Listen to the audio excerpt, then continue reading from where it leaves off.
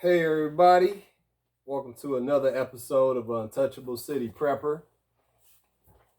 And I just wanted to I woke up this morning in prayer, and I know we always have, as preppers, we're okay with having uncomfortable discussions. And I was watching CNN, I was watching some of the news channels and Fox and they was talking about Hamas invading Israel. And I remember when I first became a husband, when I first became a father, and COVID was right around the corner. And I'll never, excuse me, I'm just getting over a cold.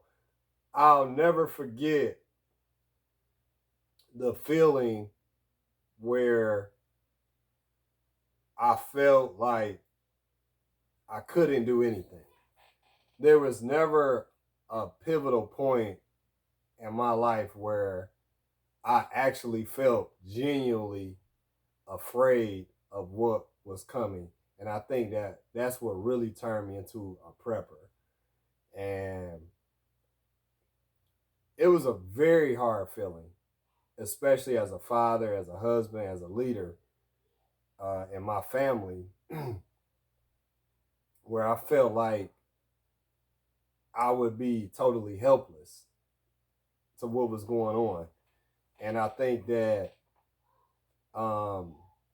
looking at what happened in Israel, those people just went in there and savagely, just brutally murdered innocent people at this music festival. They went door to door, kicking in people's houses, killing them. And I'm a strong believer in Jesus Christ. I'm a Baptist Christian. And it says it in the Bible, God sent angels to protect his people. God gives certain people special visions and special tools, and God sends certain people in certain situations to defend his people. And, I might be one of them. I might be one of them. And I think as preppers, I think we are a chosen people. And just like when Noah was building the ark, it's not, I think as preppers, we try to get people to see what we see. But just like when Noah was building the ark, I don't think that we can get everybody to see what we see. I'm not going to get too biblical. I'm not going to get too religious. But long story short is,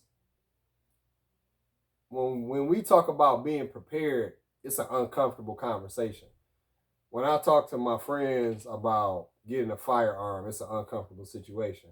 When I talk about food preparation, storing rations, water, generator, gas, water filtration, electricity, protection. It's an uncomfortable conversation, but I think we have to get comfortable with having uncomfortable conversations.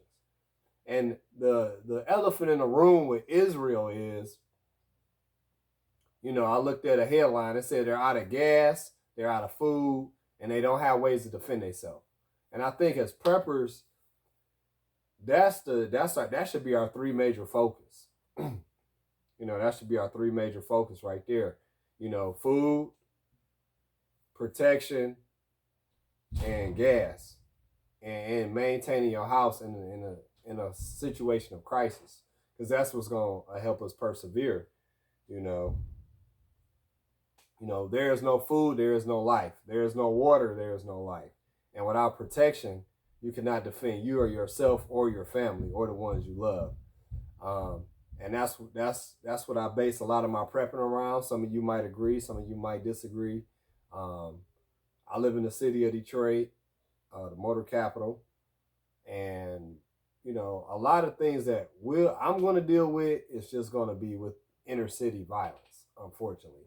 But I had to ask myself, I said, if something like that was to happen in Detroit, where not even Hamas, but just random people would be coming through your neighborhood and just start killing people, would you be prepared?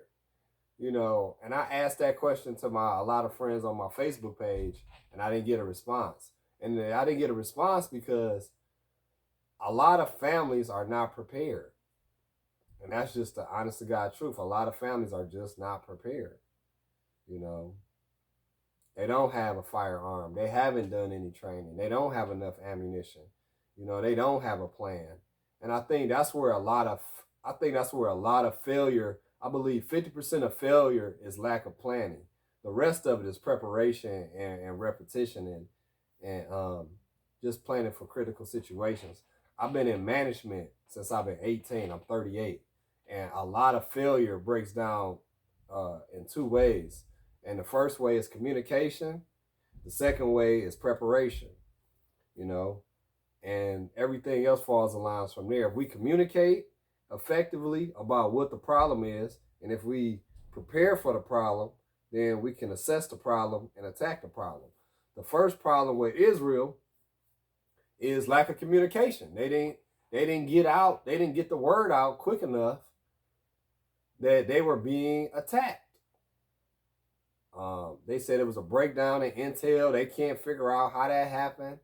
And we as preppers, as children of God, we have to remember that communication will not always happen. So that brings you to the second thing, preparation. Are you always prepared? Are you practicing with your bug in bag or your bug out bag? Are you practicing with your firearm? Do you have enough ammunition? Do you have enough water? Do you have enough food? Do you have a generator? Do you have a backup generator? Do you have a generator for your backup generator?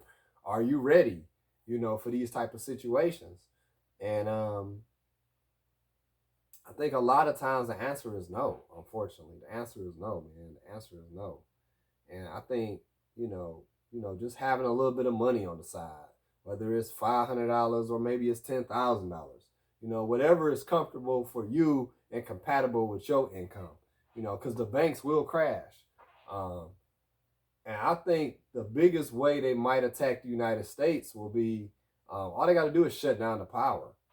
They shut down the power, everything else is going to follow. That's why I think an EMP attack will be their prerequisite to whatever a terrorist nation might do. Now, somebody might say that it's highly unlikely that something like that could happen in the United States. That's true. But I'm pretty sure a lot of people didn't think COVID was going to happen either. We need to start looking at these 2%, 5% chances that could happen. We need to take these things seriously. Especially if you have a family. Do you have enough water? Do you have enough food? Do you have enough medicine? I know one of my children has asthma. I'm always keeping inhalers, his medicine that he needs to breathe. I've been blessed. I don't have any ailments. I don't have any underlying sicknesses. But some people in my family do. So my message for you guys is, would you be ready if something like Hamas happened in your country or your city or your state? Because we're so blessed to live in the United States. We have the Second Amendment protecting us. And I don't know the gun rules in Israel, but I'm pretty sure they don't have something called a Second Amendment. And we're so blessed to live in a country where we have the right to defend ourselves. And I could just imagine if they had the Second Amendment in Israel. And it's unfortunate that certain politicians want to take the Second Amendment away from us because of certain people who abuse it. The Second Amendment is something that we all should be proud of and not try to hide it or tarnish it or hide behind. All the constitutional rights we should stand up for. But the Second Amendment is something that has protected us, continues to protect us against these deranged people who just seek to kill, steal, and destroy. And most people who do things like this in the United States, we're so soft because we hide behind so many of these alphabets that and mental health, these alphabet scenarios, and I'm not gonna go there, but we use that as an excuse to be soft, and we think everything is nice. The world is not nice, even as a child of God, the world is not nice. The devil is still real, and some people are just evil. We can't blame everything on mental health. All those people who murdered all them people in Israel, they're not talking about mental health. They went out there to destroy and kill and take life. And we have to acknowledge that. And I think as children of God and as preppers, beyond that, we need to acknowledge that there are just certain evil entities within the world who just seek to destroy and kill. And I don't think there's nothing wrong with being prepared to address this. Once again, communication and preparation. I think we need to acknowledge that, man. And I think that's why, as preppers, we get so we're misinterpreted, because we see and we communicate and we prepare for what's going on, while everybody else is living in this little fancy bubble and they're ignoring it, And you got to remember, if something like that was to happen, the police will not be able to save you. You're your own first line of defense for your family. You know what I'm saying? I'm so glad that I don't depend on the police to defend my family. And don't get me wrong, I respect the police. I think the police is necessary. I don't judge the police because of a lot of things that has happened, even though I know that there are people that are corrupt in the police communities. But I believe that majority of the people that work for the police department are genuine. They care about their communities. I don't think there's many police officers who wake up and say, I'm going to be a terrible cop today or something like that. I don't believe that. But neither here nor there, going back, I'm digressing, you should be able to protect your own family, And I always have a 48-hour rule, You know what I'm saying? If something was to happen, would you be able to protect your family for a bare minimum 48 hours? For 48 hours. Possibly 72, but for 48 hours, can you hold your own? You and your family, can you hold your own for 48 hours? And I think if we adopt that mentality as preppers, I think that'll go a long ways, And it's not even about wanting to do harm. It's just protecting you and your family. So prayers and condolences to everybody in Israel. I have a lot of Jewish friends. I also have some Muslim friends who spoke out about it. It was just a terrible situation. But I think as preppers, this is our wake-up call. Unfortunately, we are living in the last days. But in the Bible, it speaks to this. It says, watch Israel. And I'm a sole believer, we are living in the last days. Now, you could take that how you want it. And I think we need to take our prepping seriously. And this is my call to all preppers, to get your ammunition up. Get your food up. Get your water up. Take these things seriously. Pay attention to what's going on in the world, because eventually it's going to affect us. The United States now is in 2 wars, indirectly, but financially invested. Now Israel and Ukraine. And now we done gave a lot of our resources to Ukraine. And it leads me to believe that if something was to happen here,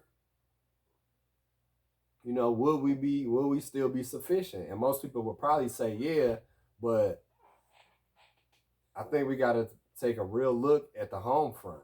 And like I said, I got a 48-hour rule in my house. can we hold out for 48 hours? Possibly 72, you know, but take this thing seriously. Take Israel being attacked seriously. And just have a plan and communicate. Preparation, you know.